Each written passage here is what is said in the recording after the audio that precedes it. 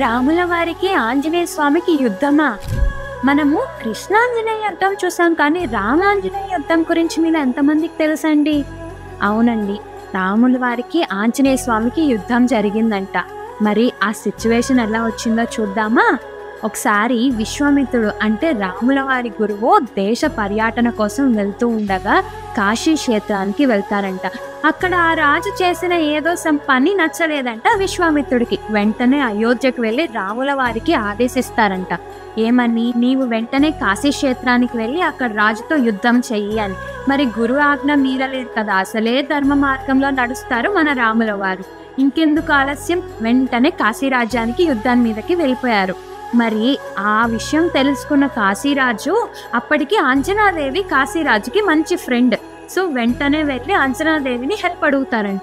అంజనాదేవి హనుమంతుల వారిని పిలిచి నీవు ఈ కాశీరాజుని సంరక్షించాలి అని చెప్పేసి ఒక వరం కోరుతారంట. సో మరి తల్లి ఆజ్ఞ మీరలేరు కదా, అందుకని ఆంజనేయ స్వామి ఆ కాశీ రాజ్యం బార్డర్ దగ్గరికి వెళ్ళి కూర్చొని తపస్సు చేసుకుంటూ ఉంటారు. ఆ తపస్సు చేసేది కూడా మన రాముల వారి నామమే, అది కూడా శ్రీరామమే. సరే అని చెప్పేసి విశ్వామిత్రుడు రాముల వారిని తీసుకొని కాశీ రాజ్యానికి వెళ్తారు. అక్కడ చూస్తే హనుమంతుడు ఉంటారు. అదేంటి హనుమంతుడు ఎక్కడ కూర్చొని ఉన్నారు అని రాముల వారు షాక్ అవుతారు. అదేంటి నా స్వామి ఇక్కడికి వచ్చారు అని చెప్పేసి హనుమంతుల వారు షాక్ అవుతారు.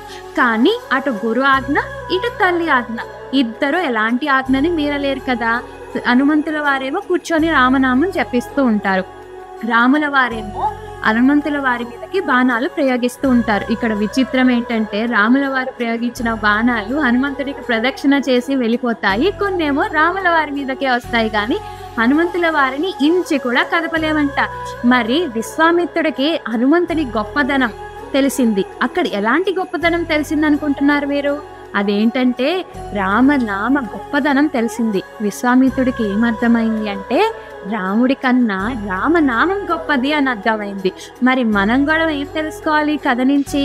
రాముడి కన్నా రామనామమే గొప్పది అని, రామనామానికి ఉన్న శక్తి అతీతమైనది అని. జై శ్రీరామ్.